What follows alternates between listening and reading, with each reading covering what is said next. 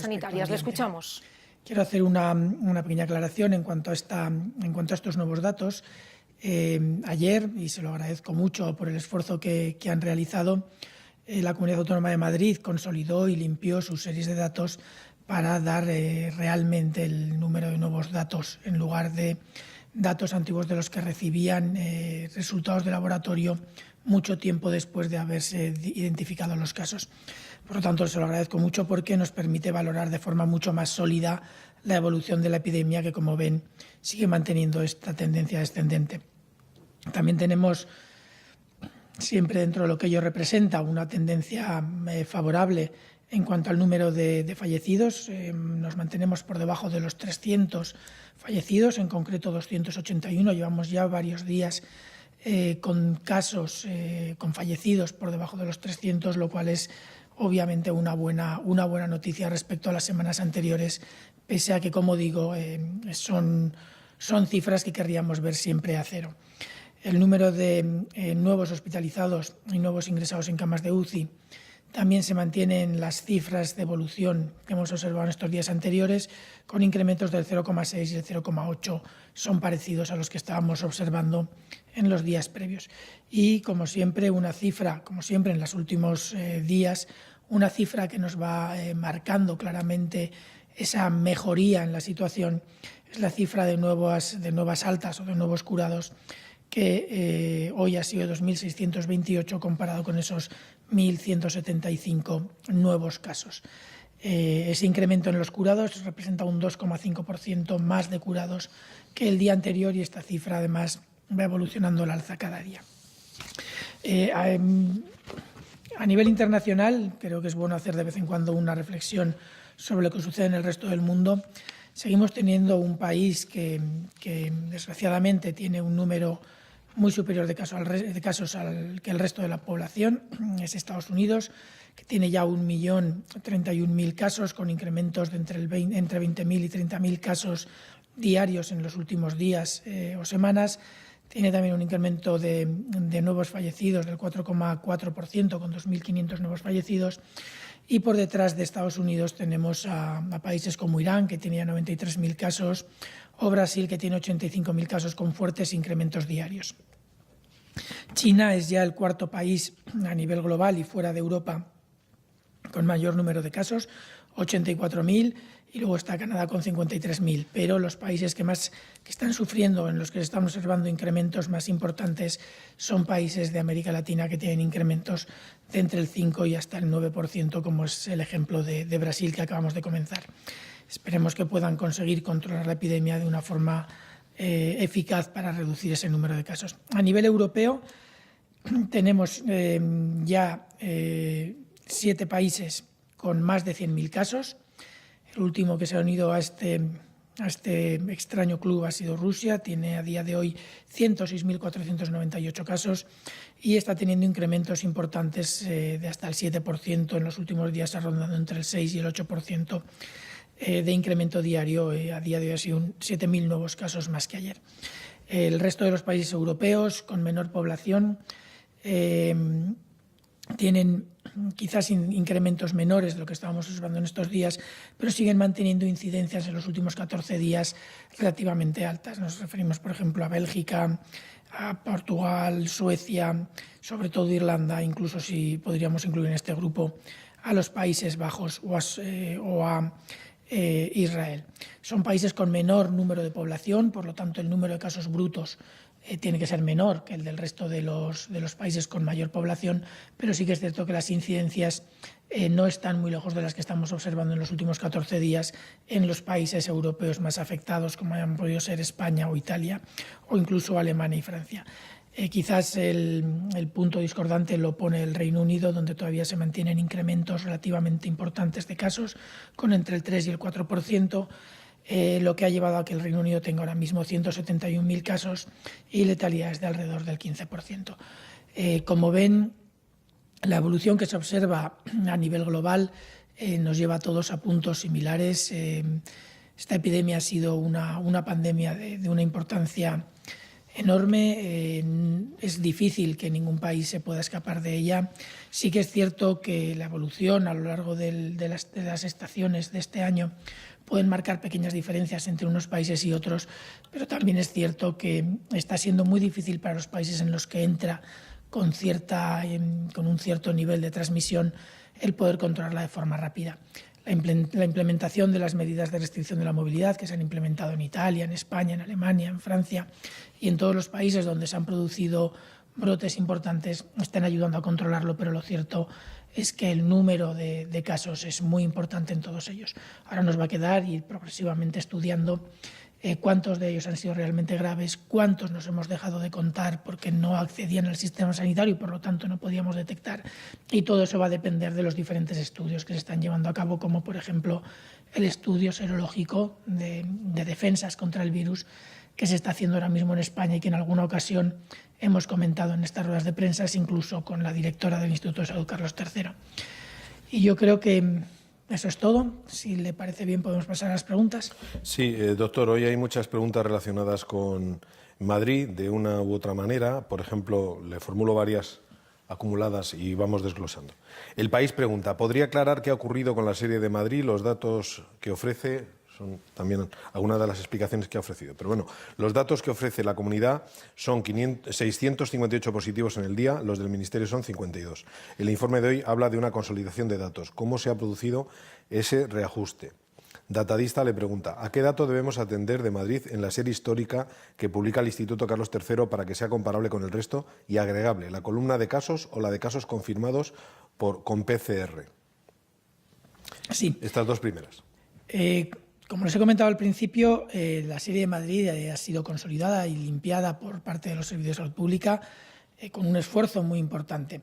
En Madrid, por lo que nos ha indicado la comunidad autónoma, obviamente son datos que nos envía la comunidad autónoma, nosotros no los manejamos directamente, han recibido resultados de laboratorio con un retraso importante en los últimos días, lo cual ha generado algún problema para la gestión de esa información.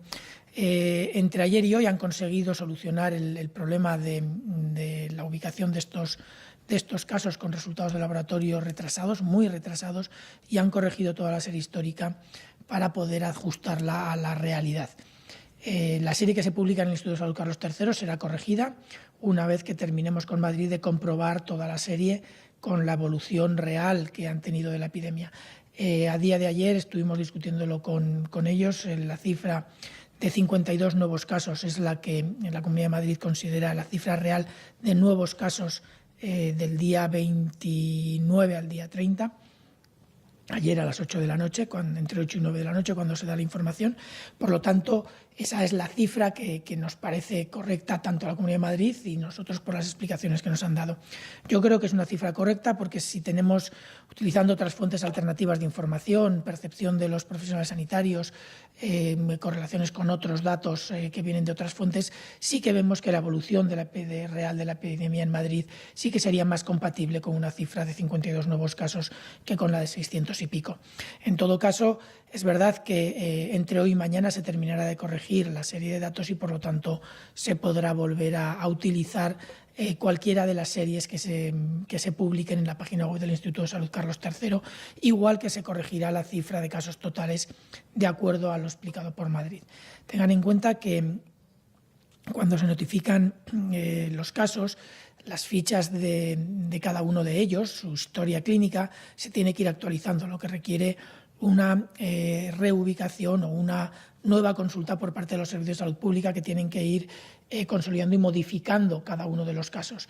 Si un caso entra como sospechoso, llega un resultado, pasa a ser un resultado positivo, pasa a ser un caso confirmado. Si el resultado no llega, se mantiene como sospechoso un tiempo. En este caso ha habido un periodo de varias semanas, nos han informado que de hasta 3 y 4 semanas de retraso en la recepción de esos resultados de laboratorio para un grupo no muy importante, dado el volumen de casos que tiene Madrid, pero sí suficiente para distorsionar de alguna manera la serie de datos en los últimos días. Todo eso se ha corregido, la Comunidad de Madrid ha hecho un esfuerzo muy bueno, que como he dicho ya se lo agradezco, y yo creo que entre ayer, hoy y mañana los datos volverán a ser de nuevo sólidos y estables. Al hilo de la explicación que da de los datos, Telemadrid pregunta, ¿el número de positivos en Madrid, menos de 2 por cada 100.000 habitantes y también el descenso en fallecidos, sitúa a la comunidad más cerca de la desescalada de lo que estaba ayer. Redacción Médica pregunta, ¿ve viable que comunidades autónomas con más de 150 hospitalizaciones al día inicien la desescalada? Vamos a ver, obviamente, estoy diciendo muchas veces, obviamente hoy, el mejorar en la evolución de la epidemia favorece la posibilidad de pasar a siguientes fases o de transitar hacia siguientes fases.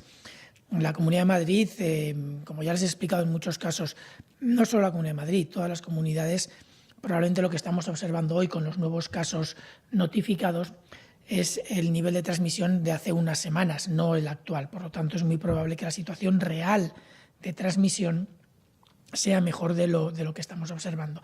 Pero sí que es cierto que seguimos teniendo un número de fuentes posibles de contagio. Son los casos identificados que están, en principio, hospitalizados. Obviamente, son puntos de riesgo que, mientras se mantengan todas las medidas de control de la infección, como se hace en los hospitales, no tienen que suponer ningún problema para la población, pero, por supuesto, que pueden en algún momento realizarse alguna transmisión a partir de estos casos. Por lo tanto, como hemos venido también diciendo, no se puede valorar un parámetro independientemente de otros. Tenemos que garantizar que el nivel de transmisión es suficientemente bajo, que además la capacidad de control y de aislamiento de todos los casos que se tengan identificados es suficientemente buena. Tenemos que garantizar que hay unas capacidades de respuesta en caso de que se tenga que reescalar suficientemente grande. Y tenemos que garantizar además que la coherencia de las medidas de control poblacional que se van a implementar sean aplicables y hay unos planes adecuados para gestionarla y para garantizarla. Hay varios indicadores que se han propuesto, muchos de ellos están en el plan, hay otros que son indicadores que se van discutiendo con las comunidades autónomas a medida que se va obteniendo la información. Todo este proceso está empezando ahora y, como ya se ha dicho, no va a haber fechas específicas para territorios específicos, va a depender de que las condiciones y las características tanto de la epidemia como de los territorios que se propongan para modificar la situación sean coherentes y estemos de acuerdo que no suponen riesgo para los demás. La Comunidad de Madrid, con estos datos, está empezando a mostrar que está en una situación mejor, eso está claro, y por lo tanto sí que podría estar más cerca. Pero hay más factores que tenemos que hablar y obviamente lo hablaremos entre la Comunidad de Madrid y el Ministerio para llegar a definir correctamente la situación y sobre todo asegurarnos que no supone un riesgo el modificar las fases. Radio Nacional le pregunta, mañana ya podremos salir a dar paseos o hacer deporte. Además de las condiciones impuestas, ¿qué consejos puede ofrecer a los ciudadanos? ¿Cómo se van a rastrear los contagios potenciales en la desescalada? Añade. Y sobre las salidas, La Sexta añade, ¿el paseo y las prácticas deportivas son independientes? Si salgo a hacer deporte, ¿no puedo ir a pasear con los niños? Hay un montón de preguntas sobre casuísticas muy concretas. Se van a dar muchísimas situaciones excepcionales o posibles alternativas y combinaciones para las que no sé si para todas tendremos una respuesta muy clara, porque no es fácil adaptar una norma general a la situación específica de cada uno. Incluso a todos los deportes que se pueden llegar a practicar. No sé si podemos realmente hacer especificaciones para cada uno de ellos. Pero sí que es cierto que hay una serie de medidas claras. El tema de la transmisión, cuando empecemos a dar paseos y a hacer deporte, está claro, todo el mundo conoce ya cuáles son las medidas fundamentales para reducir la transmisión. Es la higiene respiratoria, higiene de manos, mantener la distancia física con las personas de hasta alrededor de 2 metros siempre que se pueda, y si no, mínimo 1,5 metros. Todos sabemos que tenemos que evitar los riesgos para nuestros mayores. Ayer, si no me equivoco, había una pregunta sobre la posibilidad de ir a darle un abrazo al abuelito de un niño y entendemos que es muy bonito para los niños poder hacerlo, pero como ya dije ayer, creo que es mucho más importante no darle uno hoy y poder darle muchos en el futuro, porque no hemos puesto en riesgo la vida de nuestras personas vulnerables, de nuestros familiares vulnerables. Por lo tanto, yo creo que tenemos que ser precavidos, tenemos que ir con cuidado, hay que aplicar las medidas cuando se puede utilizar mascarilla para las personas vulnerables o para la población que no pueda mantener esas medidas de distanciamiento físico o de distanciamiento social. Entiendo que se tienen que intentar utilizar estas mascarillas lo más frecuentemente posible cuando sea necesario. Al margen de eso no hay muchas dudas. Las franjas horarias pueden generar algún problema, pero si una persona sale a hacer deporte por la mañana en la franja horaria que le corresponde y luego es el padre que va a dar el paseo con su niño, yo no entiendo por qué tiene que haber ninguna incompatibilidad entre ambas. Son actividades diferentes y está especificado en las normas que se pueden hacer una y otra. Y más si podemos tener en cuenta que en algunos casos hay familias monoparentales en las que la misma persona es la que va a hacer ambas actividades, con lo cual yo creo que hay que entender que no todo esto ni se hace ni se propone con la intención de atrapar o pillar a las personas en infracciones. Todo esto se hace para controlar la transmisión de un virus. Lo que tenemos que ser es sensatos, lo que tenemos que ser es entender nuestra corresponsabilidad en este proceso. Nadie está intentando atrapar a alguien para ponerle una multa. Ahora, eso sí, lo que queremos es que no se produzcan situaciones que pongan en riesgo la salud de todos. Y yo creo que con un poco de lógica, sensatez y tratar de pensar un poquito en la comunidad en lugar de en mi beneficio individual, entre todos podemos conseguir iniciar estas medidas de alivio de forma coherente, posteriormente las fases de la transición, sin que supongan un riesgo para la población y sin que volvamos a tener esos temidos repuntes de casos, que pueden ser realmente un paso atrás muy duro para toda la población. Consalud.es le pregunta si tiene novedades respecto al shock pediátrico que advertían los pediatras hace unos días y respecto a las reacciones cutáneas en pacientes positivos. Sí, respecto a la advertencia de los pediatras de hace unos días, no hemos identificado ninguna publicación científica que pueda confirmar la asociación entre la infección por coronavirus y estos síntomas. Es cierto que es lo mismo que decía la Sociedad de Pediatría. Esto se ha empezado a detectar recientemente, los estudios han empezado recientemente y, por lo tanto, yo espero que podamos tener algún resultado en breve. Si es que existe alguna asociación. Podría ser, no lo podemos descartar. En cuanto a las reacciones cutáneas, no tenemos ahora mismo ninguna información.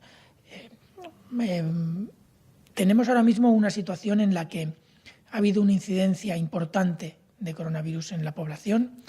Hay mucha gente que ha tenido alguna sintomatología compatible, que es una sintomatología muy inespecífica y que puede encajar con muchas otras enfermedades. Y por lo tanto, puede haber sesgos a la hora de interpretar las erupciones cutáneas o alguno de estos tipos de patologías con la infección por coronavirus. No podemos ahora mismo decir si lo hay o no lo hay. Podría haberlo. Pero estamos en una situación que de nuevo requiere de estudios bien diseñados porque estamos también en un periodo en el que se generan más cuadros alérgicos, la primavera, que en el resto del año. Por lo tanto, si esto empieza a surgir en este momento, el que 1, 2, X personas con erupciones cutáneas e infección por coronavirus no es un indicativo que nos permita establecer la asociación. Tenemos también que valorar cuál es el número total de personas con infecciones, cuántas de ellas tienen realmente coronavirus, entre los que tienen coronavirus, cuántos desarrollan y cuántos no infecciones cutáneas. Son estudios que requieren diseños no especialmente complejos, pero sí se tienen que hacer diseños con mucho cuidado para poder valorar estas asociaciones. Entiendo que los especialistas y los investigadores irán progresivamente dándonos luz sobre todas estas cosas. La cadena SER pregunta, el número de nuevos sanitarios infectados, 1.247, supera al de nuevos positivos de la tabla, que son 1.175. ¿Esto qué significa?, pregunta la cadena SER. ¿No se incluyen en la cifra global porque no están confirmados con PCRs? ¿Tendríamos que sumar ambas cifras para ver el total de infectados? ¿Se sabe cuántos sanitarios han fallecido desde el inicio de la pandemia? Pero no he entendido bien las cifras del principio. ¿El número total de...? El número de nuevos sanitarios infectados, 1.247. Sí. Supera al de nuevos positivos de la tabla, 1.175. Sí. Los sanitarios son un grupo particular. Yo creo que lo conocemos todos. Es un colectivo de alto interés, es un colectivo